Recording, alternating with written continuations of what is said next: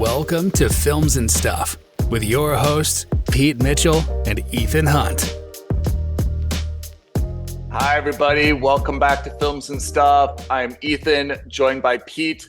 We are bouncing off the walls with excitement. Pete, tell us why. Today we are talking about James Gunn's final film in the MCU, most likely anyway, Guardians of the Galaxy Volume 3.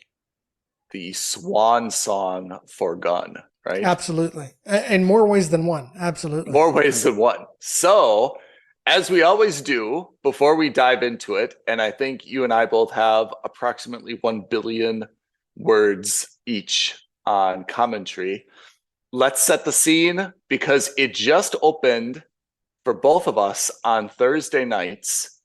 You saw it on a Friday. I saw it on a Friday. Walk me through, how was the buzz when you went? Absolutely. So I am yet once again continuing on my travels. I am in a third location in India. The world tour. At least on a local India tour. So I went to see this movie in Darjeeling, which is, I think most people will know it for the tea. It's famous for that. Indeed. And I sat down in the cinema and I remember messaging you immediately saying, I've forgotten how nice it is. The cinematic experience in the East is so wildly different than what we get in Europe and in North America. It's so counterintuitive what I bet a lot of our American or British friends would think, right? Absolutely. So first of all, let's talk about it right off the bat. Cost, it's next to nothing. I paid £3.50 for the most premium seat, which was like this plush leather recliner that went 180 degrees. Like I could have taken a nap there if I wanted to. What's the food like? Normal popcorn, Snickers, Twix? No, not at all. Because yes, you can get normal popcorn, normal candy if you'd like. But this is India. So you're getting like dumplings. You can get like steamed corn. You can get like chicken lollipops. No shortage of food variety. And the best thing is you order it, you pay for it, you sit down, and in the middle of the seat, like a genie in a bottle, someone will just magically appear with the food steaming hot and serve it to you. It is so counterintuitive how the cinema experience in the US is some stale chips with cheese disguised as nachos. Take it and enjoy the movie. In so many other parts of the world, the food is just so varied and delicious, right? And, we have talked about this in the past, but the best thing about the movie? Intermission. An hour and a half into this movie, because this movie is 2.5 hours long, but generally speaking, anywhere between an hour and 15 to an hour and a half into any movie, they stop the movie. Like the screen fades to black, the audio stops, and everyone, if you've never experienced it, you might think, oh, something must have happened. You think that there's a glitch. There's a glitch, or maybe, we have to leave the cinema for some reason. If you're in America, you think there's a shooting. Maybe. And this is when they start playing advertisements on the screen. So like there's no pre-roll ads. There's no trailers, nothing. You go into the movie. The movie started at 12:10. I sat down at the cinema and it started at 12:10, which is a shocker. Yeah. In this time, people got up, they went to the bathroom, people came in selling snacks. Again, more snacks chicken if you lollipops. wanted. Yeah. Exactly. I mean, it sounds counterintuitive, but I actually think it is the premium way to watch a movie. I have no qualms about taking a 10-minute break in the middle of a 3-hour movie so that I can go to the bathroom, I can stretch my legs. This is the stuff that I would do at home anyways. Yeah, I agree. So you kind of get the best of both worlds. I've always argued that apart from just being a courtesy to give people an opportunity for the bathroom, it's a moneymaker because everybody is re-upping their popcorn, their snacks. It just doesn't make sense why you would not give people another opportunity to buy more stuff. Absolutely. And let's put things in perspective. I paid 360 rupees, which is around £3.50 for the ticket. And I think including intermission, additional purchase of snacks, I spent twice that on food in the cinema. Did the full spread. Exactly. So I think it's a no-brainer for the cinema because if I spent 350 rupees on the tickets, I probably spent another 500 rupees on snacks, which in Right. the grand scheme isn't a lot. But again, that's more than the price of the ticket. Stop making me hungry and let's go to Oh, right. this is a different environment. So like, is there a lot of enthusiasm for Guardians of the Galaxy? Like, was it blockbuster style? Unbelievable. I have to say, I am so impressed because the cinema wasn't very full, but the people who were there were all enthusiasts. And this is maybe a credit to not just Hollywood, but specifically Disney and Marvel. Yeah. People were hooting and hollering Whoa. in the middle of the movie. I haven't seen Huh. that since Endgame. Huh. I haven't seen that Yeah. since Infinity War. Yeah. We'll get to it, but there was that infamous hallway fight scene Amazing. in the third scene. act. People were cheering. And then Yeah. when Rocket says, "No, my name is Rocket Raccoon," people Yeah. lost their goddamn minds. It was awesome. And this, again, you wouldn't expect this level of enthusiasm. And maybe this is like the old school, bias in my mind. This Yeah. is India. This isn't Mhm. the US. Will they get the humor or not? Right. Everyone was laughing when it was appropriate to be laughing. Yeah. Everyone was hooting and hollering. So the atmosphere actually, I think, was the best atmosphere I've seen in not just a Marvel movie, but in the cinema period ever, outside of those tentpole summer blockbusters like Endgame or Infinity Yeah. War. Yeah. And which was 4 years ago Yeah. now? Fantastic. My cinema experience was second to none. And I highly recommend that if our listeners are in this region, this is the best way to watch movies. Even if it's a movie that ultimately might be a wait for streaming, Yeah. I would still argue the cinematic experience is so fun for the intangibles that this is probably the best place to watch it. Oh, that's great to hear. How about you? How was Dubai? So Dubai, it opened on a Thursday night, which I thought was a little bit unusual. Usually they're opening on a Wednesday night, but this time it was on a Thursday night. I did not go opening night. I went Friday night. So I hit peak mall traffic footfall weekend. And I went to a late showing. I went to an 11 o'clock. There was a good turnout, but I didn't feel like it was jammed in the sense that people were waiting breathlessly for this movie. I felt like it was a known movie on a Friday night. So of course it was going to get a lot of ticket sales. It was roughly what I expected. It was kind of what you'd expect for an opening weekend of a MCU film. No interaction at all, contrary to what you experienced. Right. There was, of course, some laughter, but there was no rooting or hooting or hollering or stuff like that. But it was definitely an engaged audience. And then, of course, everyone stays around for the mid-credit and the end credit sequences. I think everyone was roundly disappointed by those two, including me. We'll get to that. Yeah. Overall, should we dive into it with grades or what you thought of it? Let's start with grades. What did you call this movie? I think it's a must-see in cinema, although Begrudgingly, because it is the last installment of Guardians of the Galaxy. And I think that franchise has really been known to have a lot of strong emotional connections among the characters and among the audience. And this is the James Gunn swan song. And I think that the way that it ended, it was nice to see that in a cinema because it gave a little bit of finality and closure, to that franchise, presumably. In terms of the movie, it's now an action movie, I can say. The CGI has improved dramatically, and it was definitely worth it for the visuals, for the sound, for the overall experience. But if you did not see it at the cinema, I wouldn't say that you've missed out on an incredible opportunity. I think it's just important because of the positioning of this being kind of the third and final film. Okay. So that's my grade. I mean, tell me about yourself. I thought this was a strong must subscribe. I'm trying very hard to look at this movie in a vacuum. I think that especially if you start comparing it to the other Phase 5 cinematic experiences, this is by and far a mile ahead of everyone else, right? I mean, way ahead of Ant-Man talk about Ant-Man, talk and about Thor. anything else. This is, Yeah. even if you forget about phase 5 and go into phase 4, I think this is the Yeah. strongest movie that we've seen since Yeah. basically Endgame. So for me, if you're looking at it as a comparison of the recent works, this is, definitely an A+. This is a must watch in cinemas. Yeah. And even if you look at it on its own, I still found this to be a must watch in cinema.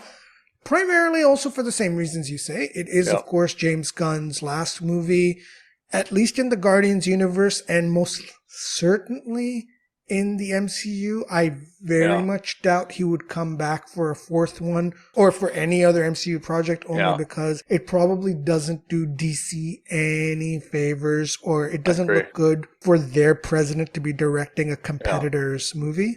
So that's that. I think that if you look at this as the third movie in the arc of the Guardians of the Galaxy, there is significant character growth for most of the Guardians. I don't think that's the case for Gamora, but I think in general, this is a nice end cap for everyone, and even Gamora to a certain extent, to a very limited extent.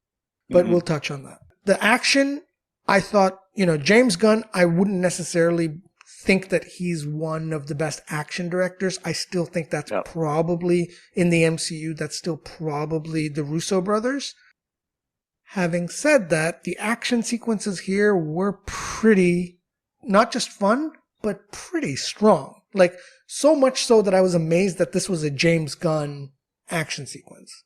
I think that hallway fight scene, or the airlock fight scene that you referred to, I have to say, that was a super cool scene in the way that it was filmed, in the confined space. I really love that scene. I think that was kind of the bellwether. Yeah. It was a brilliant 1-minute showcase of everyone's powers and abilities. Yeah. Gamora probably comes off a little bit the weakest out of all of them in terms of how kick-ass she is, but you can't fault the team as a whole. I mean, they cut through that hallway like a hot knife through butter, and they look dead sexy doing it. So I was very pleased with that. I divide this film into kind of two things. One is the emotional aspect. Yeah. Because this is clearly a goodbye, right? Yes. And it is a goodbye in the sense that it highlights the best characteristics of almost every member, right? Perhaps Gamora aside, but almost everyone else gets a little bit of sunshine sprinkled on them so that they kind of go off into the sunset in the best possible light. That being said, is the story itself really a good story in this movie? I felt like the story was a little bit lacking.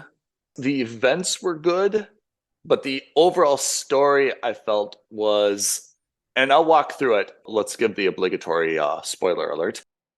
We start and we see Peter Quill, Star-Lord, has an alcohol problem, right? Very depressed. He's drinking. They're kind of getting their base on nowhere back up to speed, hanging the sign. Everyone is happy and so forth, right? And then out of nowhere, I felt, Adam Warlock came. Did I miss something? Or did he just come really out of nowhere? So, first of all, I love the pun because they're in nowhere. So, well done. So Adam Warlock was teased in, and I think this is a great point that you've raised, which I've written down as well, is that before watching this movie, I highly recommend our listeners watch Guardians of the Galaxy 2 first. Okay. And even though I didn't particularly like it, I think it's important to also watch the holiday special that they released last Christmas. Yeah. Yeah. Because Adam Warlock was teased at the very end of Guardians of the Galaxy 2. I mean, that's a big ask for a casual MCU viewer. Requiring them to watch a movie in advance is already a big ask, but to make them sit through the credits to watch an end credit teaser to really understand where this character comes from, not even who he is really, but just where he comes from, that's asking probably a bit too much. Guardians of the Galaxy Volume 1 came out in 2014. Mm-hmm. Volume 2 came out in 2017. That's 6 years ago. Yeah. That's a mighty long time. Yes, we've seen them in Endgame 1 and 2. We've seen them in Thor. We've seen them in other places. But 2 came out 6 years ago. That's a really long time to kind of keep up. 3 years, okay, it's still a little bit by these standards fresh, but 6 years is a long time since your last film. Yeah. 2 of those years you can probably blame on the pandemic, but Yeah. still, you're not wrong. At Yeah. the end of the day, it is still 6 years, regardless Yeah. of the circumstances surrounding it. Yeah. So I think that's a very valid point, especially because Adam Warlock also is probably not that well known, right? Everyone knows Yeah. Spider-Man. Even if you've not read the comic books, you have a passing awareness of the X-Men, Yeah. of Spider-Man, of Thor and Captain America, sure. But Adam Warlock, I mean, you're starting to get into niche territories, right? And Yeah. this is where I think James Gunn is going to have a lot of, maybe not problems, but like he's going to have to fight this urge in the DC universe.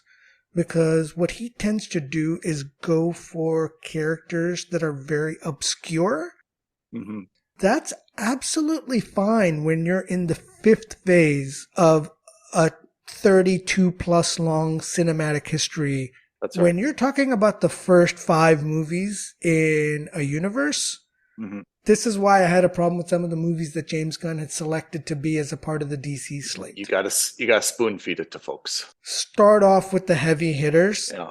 And then, after 10 successful movies, that's when you start getting a little bit weird, as it were. Yeah. To their credit, that's what Kevin Feige did with Marvel. He didn't let anyone get weird until well into the 2nd or 3rd phase. Yeah. I recognized Adam Warlock, Mhm. but maybe I'm misremembering this, but I don't believe that there was anything that led up to his attack. I felt that attack came out of nowhere. Yeah. Am I forgetting a scene that came earlier in the movie? I don't think I am, right? No. So it came up because at the end of Guardians 2, they basically created Adam to defeat the Guardians. Right. The whole point was we now learn the High Evolutionary was behind that. But his mother, they got slighted or jilted because Rocket stole those batteries in the 2nd movie. Right. And so she wanted to get revenge, and that was the purpose of having Adam there. So I thought that came a little bit fast. Mm-hmm. And then he reminded me a little bit of Vision, with the jewel on his forehead. Mm-hmm. And then he was incredibly powerful and strong. Like he took one-on-one every Avenger. And I'm always a little bit skeptical when someone exerts so much power. But then, of course, he was kind of fought off and left. Yeah, so I think what was very good was that initial fight scene was very good about showcasing his powerful abilities, but also that he was half-baked, as it were, and still not invulnerable.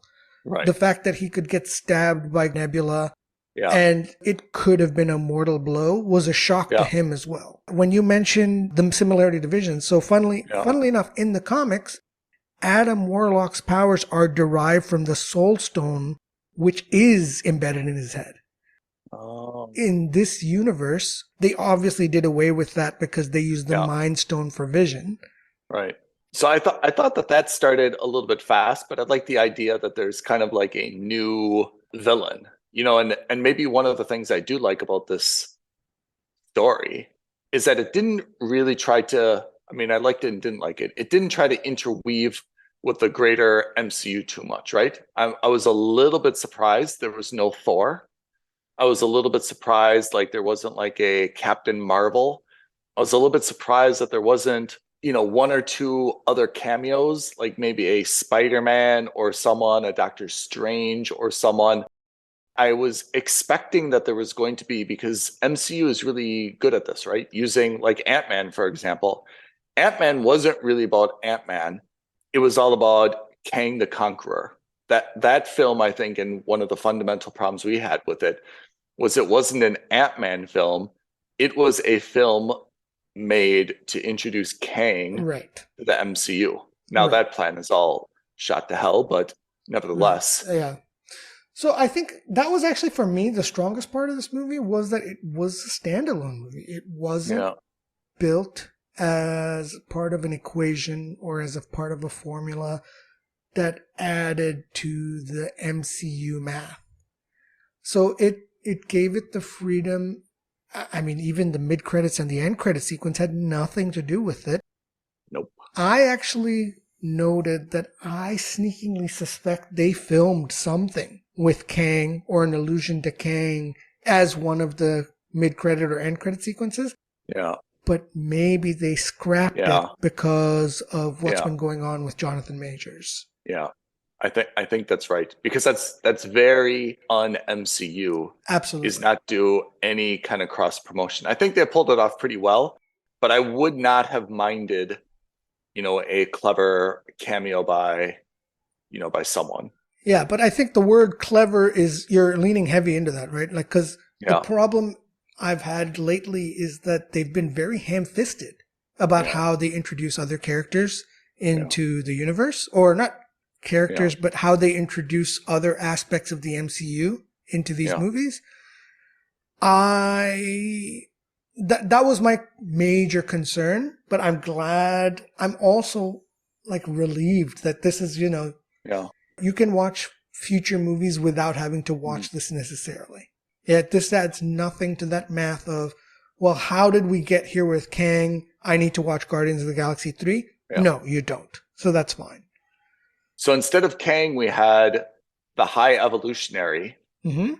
How familiar were you with him and his backstory before this movie? As a villain, very, very little. Not much. Okay. I mean, I know of some of these characters, not all of them.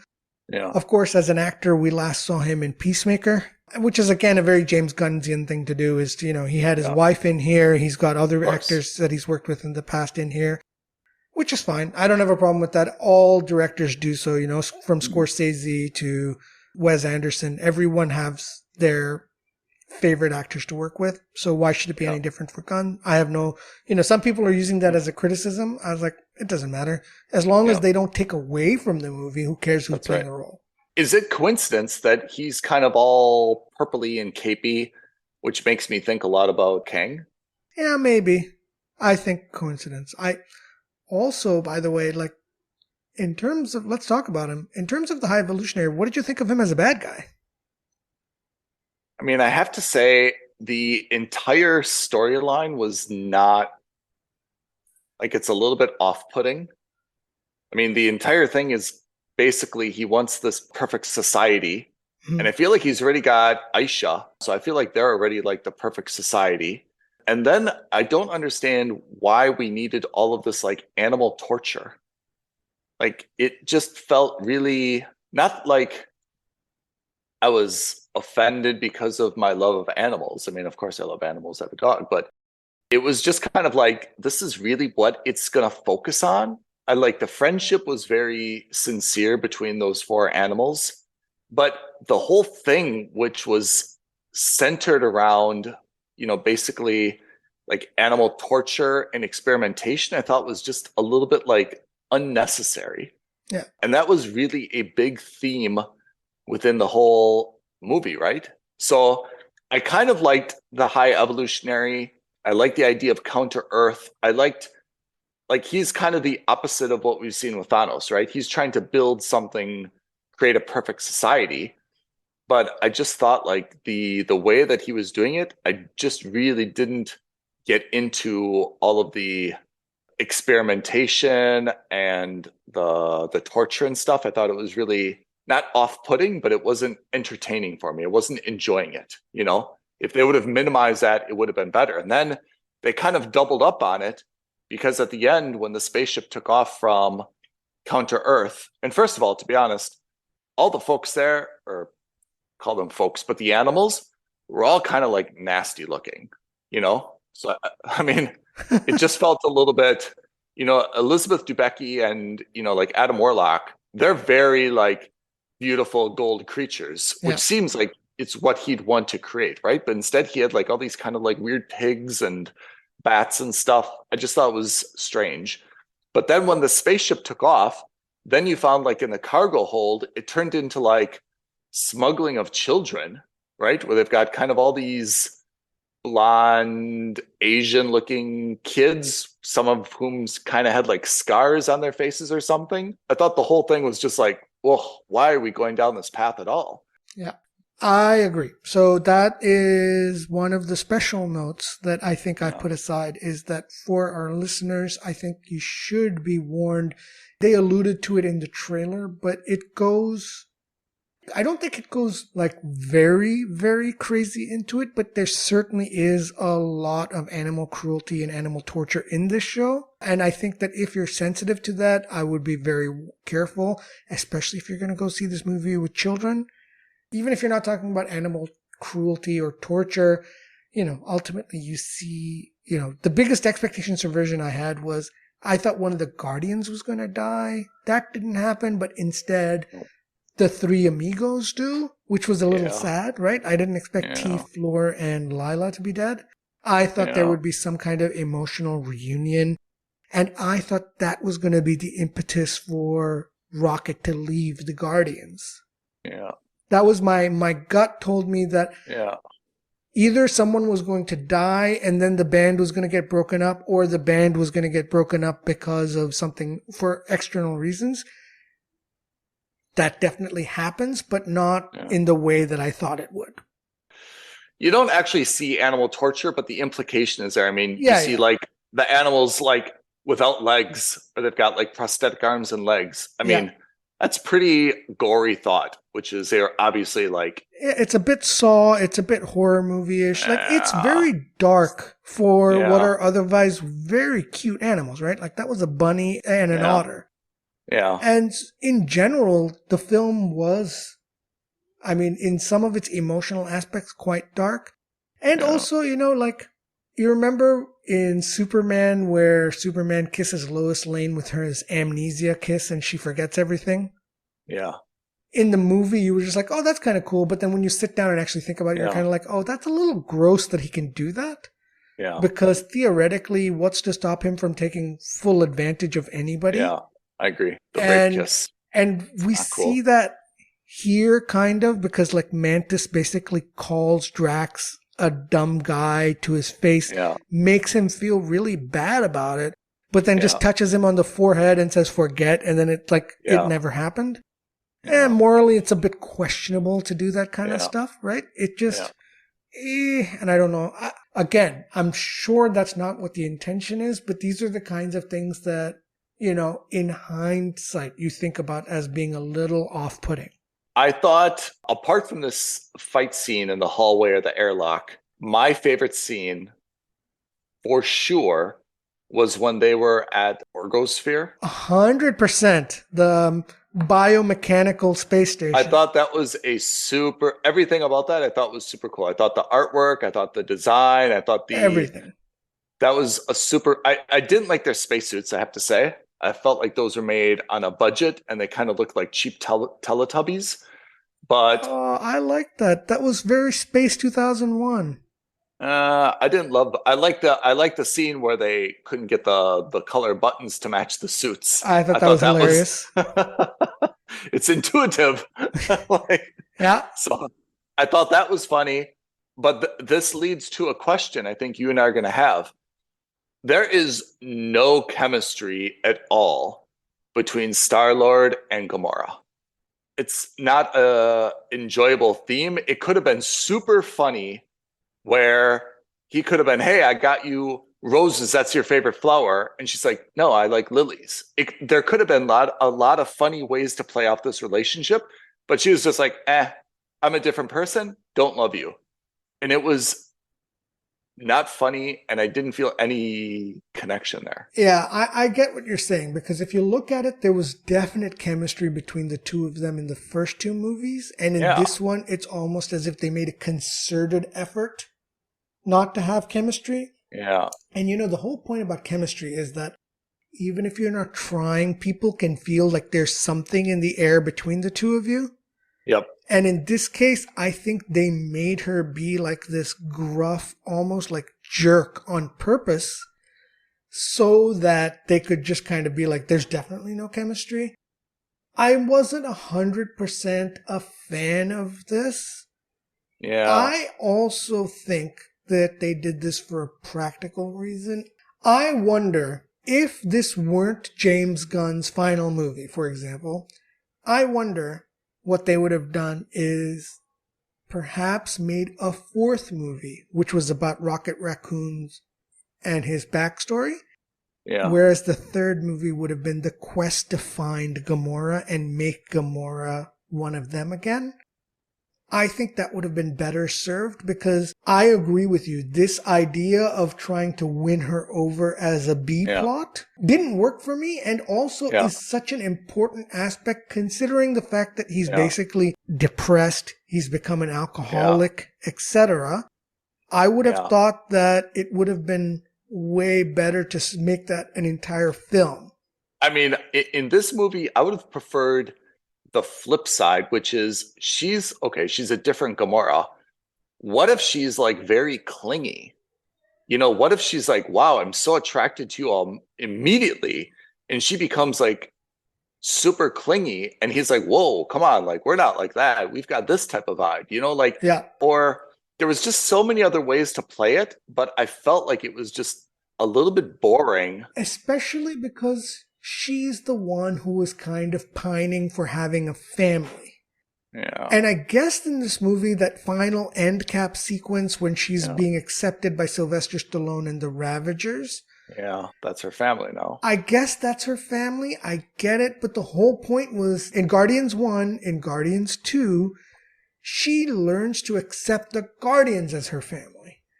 So I just found that a little bit counterintuitive that even though she is a different person, she would naturally gravitate to somebody else. I mean, this is the same Gamora from 10 years ago in the universe. Why would that change? Why would that path change is my question. I agree. It wasn't funny, and I mean, they were a nice couple, right? If you're a fan of Guardians of the Galaxy, you enjoyed them as a couple.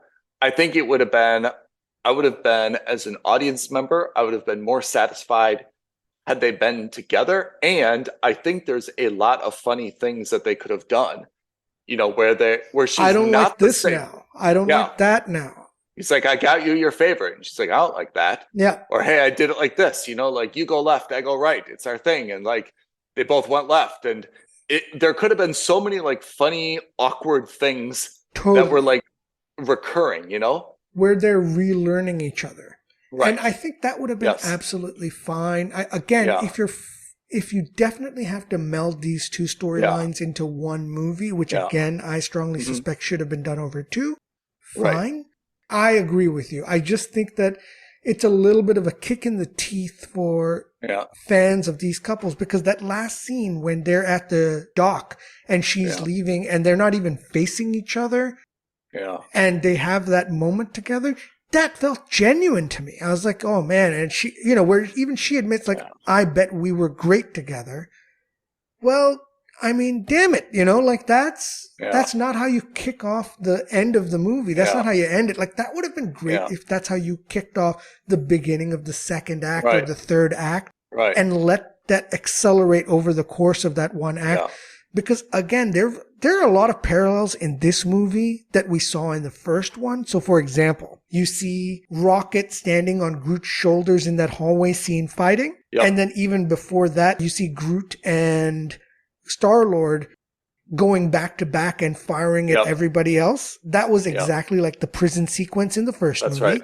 That's right. And then at the very end, when you see Peter go through space on his own to jump into the other ship, and this time he doesn't make it. In the first movie, we see him do that to save Gamora. Right? So there's a lot of parallel scenes and a lot of moments which make me think, oh my God, that almost happened exactly like that in Guardians 1 or 2. Mm-hmm. So if you're already ready to make these kind of parallels to the first movie, how hard would it have been, even if you don't want them together fully, but at least open the door to them being together? How great would it have been if in this time it was Peter that gets saved by Gamora in space and they both freeze and then Warlock brings them in. Yeah. And then they both realize, okay, there clearly is something here. We should try to figure it out together. And then, of course, the post-credit stinger could have been both of them are on Earth trying to figure each other out. rather than him with his granddad. Yeah, he could have taken her to Earth and been like, "Hey, like, where have you been? So great to see you." Well, funny story. Here's because my girlfriend. He raises a great point. He is a Ravager, right? He was raised by Yondu as a Ravager. She never really was. So for her to accept them as her family all of a sudden, and of course, I get that this is a couple years after the blip or whatever you want to call it. So I get that there's a lot of things that have changed, but you know, it I think could have been handled in a more emotionally satisfying way for the fans. And of course, that doesn't mean that every relationship has to work out, and that's absolutely fine too. That's also a mature way of looking at it. Yeah. But, I think we agree that the action was exceptional. Probably the best that we've seen from Guardians. Was it fun? Did you enjoy it? I did. I thought there were a couple of moments that made me laugh. I thought that scene where he's trying to teach Nebula how to open the car door and then he finally loses his cool. Yeah. I thought that was funny. Even when the scene when they're in that house and Drax wants to keep like lying down on the sofa, down on the couch. Exactly. Right. He's like, but this is what it's for. Yeah. It feels counterintuitive that it wouldn't be, that it wouldn't have multi uses. Right. Yeah. So I liked that kind of stuff, though. That was, for me, classic James Gunn humor. Yeah. That's lighthearted. What Guardians is at its best, right? Totally. And I think that, to take it one step further, I actually think that's also when the MCU is at its best. Yeah. When in moments of dire stress, they're still taking moments to make a lighthearted quip to remind everyone that, hey, look, don't take this too seriously. Exactly. So I liked that. I thought everyone really had a good character arc. Over 3 movies, we've kind of seen Peter grow, especially after the second movie, but a little bit more in the third movie. Nebula coming into her own, like 110% in this movie, right? Where she's accepted that position of being a leader, and where Mantis thinks that she's a jerk, but then realizes it's because she's carrying the weight of all the stress in the world on her shoulders. And when she breaks down crying after Rocket was okay, I thought that was wonderful. I thought that was really good. I think we got to see most of Rocket's arc in the last movie, but we see a little bit more of it here. Groot, I mean, for all of his Grootness, was the same. He's never really had an emotional arc per se, but it was nice that he was finally able to say something beyond "I am Groot." Yeah. Things like that kind of lent itself to the finality of this movie. Yeah. Which is why it was a bit of a shocker for that end cap title card to say Star-Lord will return and not the Guardians will return. Yeah, I saw that as well. I mean, can we talk about the mid-credit? So the mid-credit, was there anything to really take from that? Not particularly. Yeah. I mean, it just kind of showed that... It just highlights the new Guardians team if they ever decide to make a 4th movie. Right. You've got another Guardians team. Yeah. Spoiler alert, in case you didn't know it, that little girl who we saw running on the circular treadmill, she, in the comics, is the daughter of the original Marvel, Captain Marvel, the first Captain Marvel. Did not know that. Yeah. It's a very deep cut. I didn't know that. I had to research that because I knew that they wouldn't just throw her in there as a random person. So I looked it up and I found out that's who she is. So again, it's just a little bit of that's a classic James Gunn deep cut, but not a deep cut that affects the universe. Right. So I liked that. What did you think of the end credit though? So I didn't understand it. Except for the card, what did you make of the breakfast scene when he's talking to his grandfather while eating cereal? What did you make of that? Is there anything to take from that? Nothing. They had a nice little Easter egg because the headline of the newspaper was about Kevin Bacon being abducted by aliens. Right. But that's it. Then they put the card at the end, but I felt like the card was just that thing to kind of give them optionality and to seed speculation. I didn't really read anything into it. I just felt like it was intentionally meant to keep the door open and drive speculation. So Dave Bautista has very publicly said he doesn't want to come back. Yeah, I've heard. He's very publicly shit on this role. He doesn't like it. Why? Because of the makeup? I think that he thinks that it's a one-dimensional character. I also think that this is the problem I have with actors like Dave Bautista. He's very good, first of all, right? We've seen him do some very niche and some good roles. But I think that you're in a very privileged and entitled position. Yeah. And I think that if you see yourself as a quote unquote artiste with an E, Yeah. and not as an actor, then that's where you start getting problems. And I'm not saying that's what he thinks, but that's certainly what it sounded like when he said, well, this role offered me nothing. It didn't do anything for me, blah, blah, blah. It's like, you know what it did do for you is it put you on the map for every human being on the earth. Yeah. With all due respect to Dave Bautista, who is, by the way, and I will affirm this to anyone, an excellent actor. He's not just a quote-unquote wrestler turned actor, which a lot of people throw that about as an insult. That's not him. He is a good actor, period. But don't forget that before this, you kind of weren't well known at all. Right? And I think before this role, you were just a wrestler turned actor. I think this movie is the one that gave you the platform to say, hey, I can do other things. Throw me a bone. Somebody threw him a bone, and he proved it. So I think it's a little disingenuous, and I think it's also a little insulting for an actor to then turn around and kind of shit on the franchise instead of be thankful to it. I totally agree. I think there's nothing more frustrating to an entertainment fan than the actor behind a beloved character. We can also put Han Solo in this, right? Yeah. Where the actor doesn't totally appreciate what they've created. They think, oh, it's limiting me. It's stifling me. I just did this for a paycheck. And he's kind of like, yeah, but your fans didn't watch this and love you for it because it was a paycheck for you. They loved it before you. And if you want to look at the other end of the spectrum, then you have actors like Nicolas Cage or like Tom Hanks, who very fondly look back at the way they started, right? I mean, to this date, Tom Hanks says, hey, I loved Bosom Buddies. That's a show that made me famous. That's what I really liked. And this is the kind of stuff that I love doing. I still love comedy. He doesn't say, oh, well, you know, that was just a springboard until I could get my role on Forrest Gump in Philadelphia. He doesn't crap on that role. I find that a little disingenuous from Dave Bautista. So anyway, he's crapped on it. Zoe Saldana has as well. So I think she was unhappy with her roles or maybe her function in the thing. So she was kind of like, I'm ready to hang up my boots on this franchise. I think she's been maybe a little bit more politically savvy about it or diplomatic about it.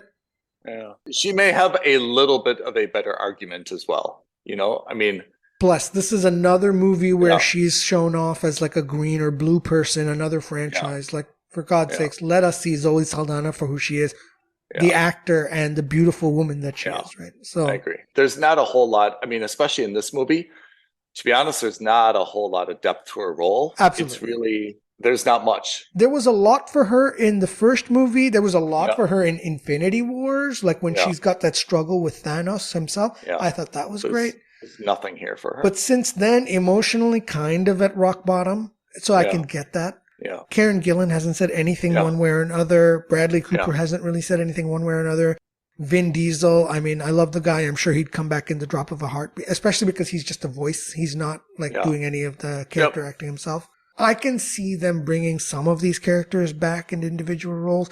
Chris Pratt's the only one who's openly said, I would love to come back if the role is right for me. I would gladly come back. Which is, I think, why they've made it the Incredible Star-Lord will come back. Yeah. Is Star-Lord, I mean, in 2014, you know, we talked about like the Hollywood Chris's, right? Yeah. Hemsworth and Pine and Evans, right? I mean, Pratt was, I think, when Guardians came out, kind of like catapulted to the number one Chris. And then his star kind of dipped a little bit. You know, was this a showcase for him? I also felt like he was portrayed okay, especially in the fight scenes and in a heroic role, but I don't think it was the best platform that he's had for his humor or for, you know, any emotional depth.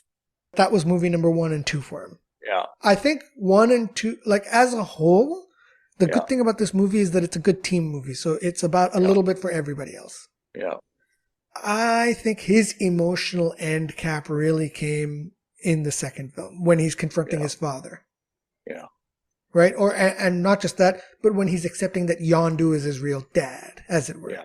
I guess when I left the cinema I mean, I definitely felt like I was happy that I went to the movie, and I felt like there was some good closure, but I didn't feel like they really hit their potential on this Guardians film. But having watched Ant-Man, where I thought they just like squandered everything, I thought this was dramatically a much better movie than Ant-Man, and I was really pleased about that. Yeah. But I have to say, for a Guardians film, I felt like they could have increased the juice, the humor, the something, like another couple notches. Yeah, maybe. In that respect, I actually give a lot of kudos because James Gunn, I think also, like Taika Waititi and like some of the other MCU films, has tended to add jokes or humors in places where you don't need them.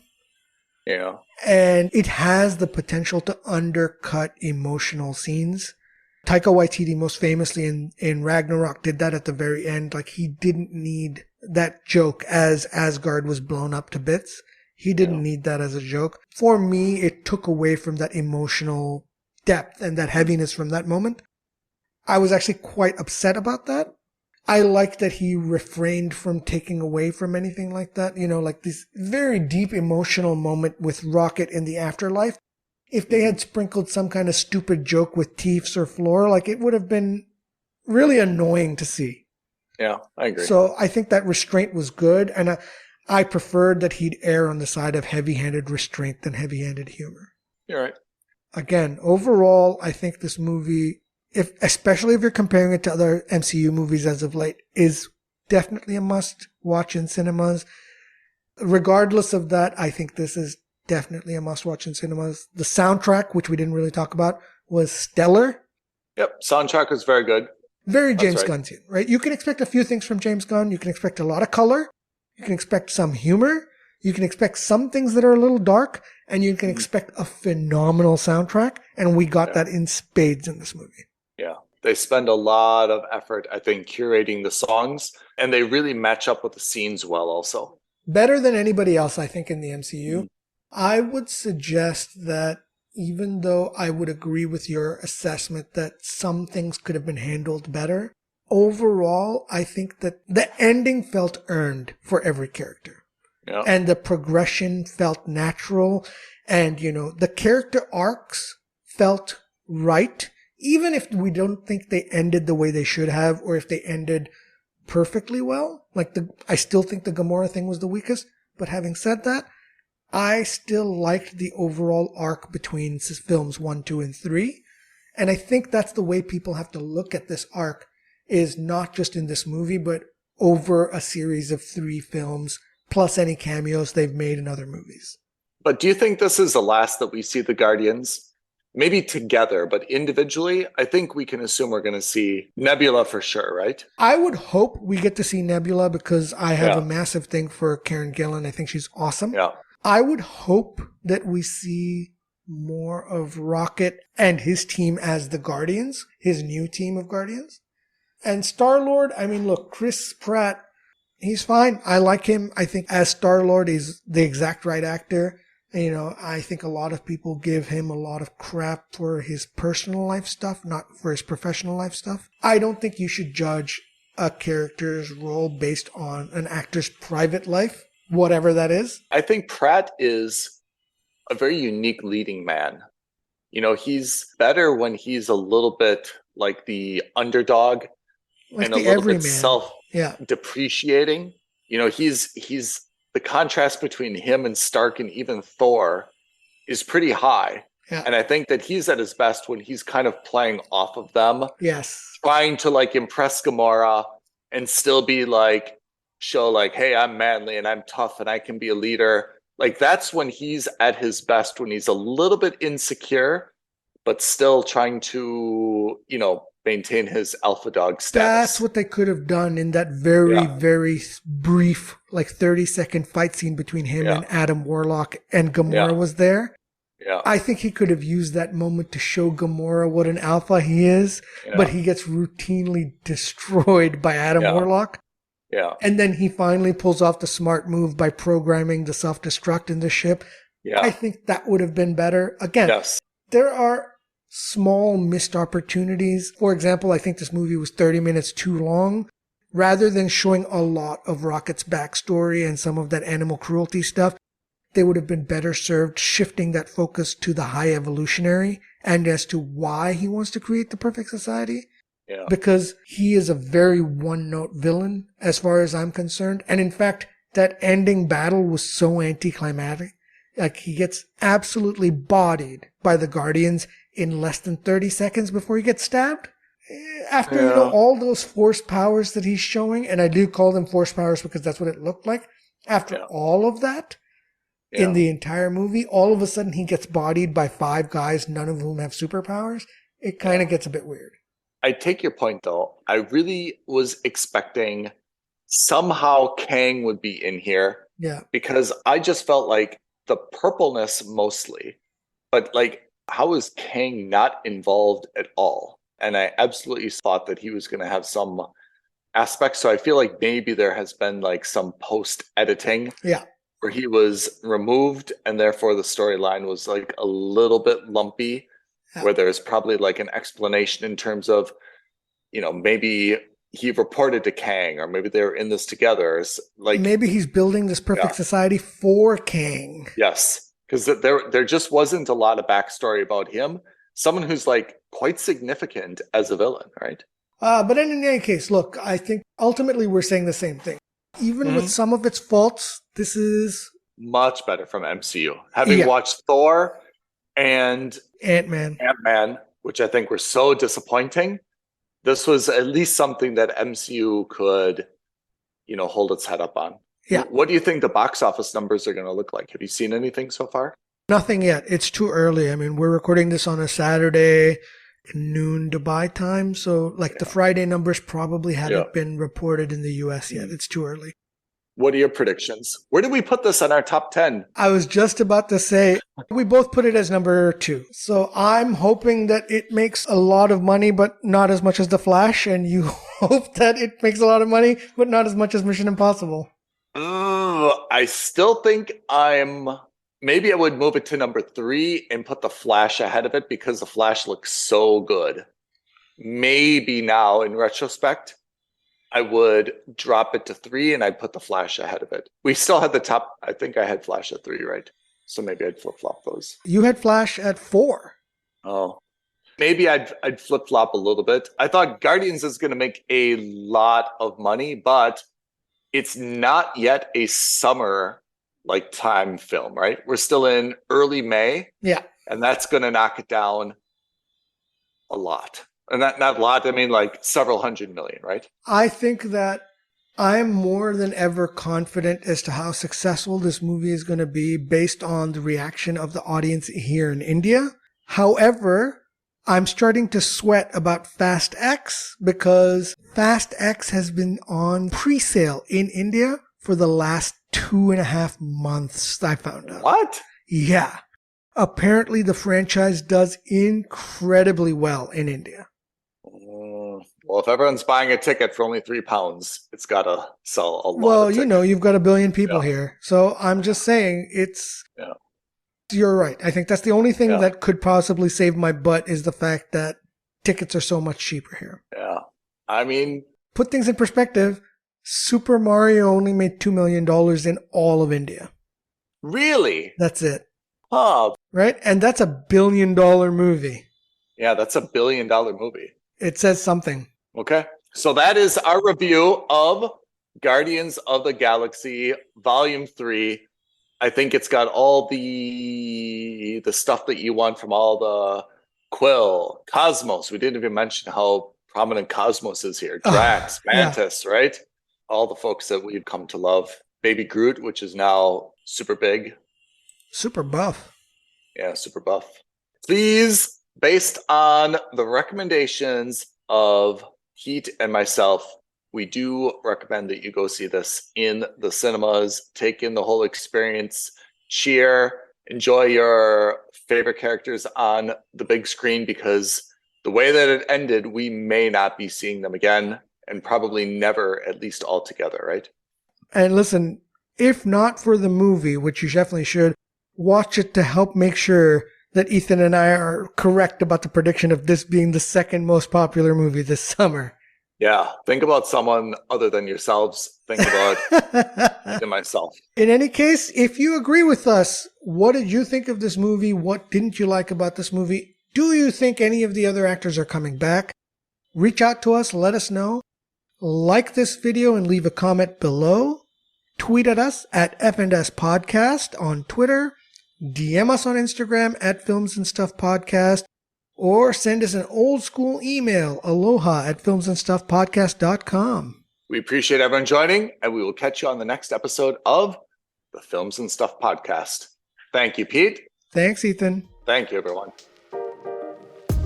Thank you for listening to another episode of Films and Stuff. If you haven't already, please subscribe and review on Apple Podcasts, Spotify, or wherever podcasts are downloaded. Films and Stuff. There is no substitute.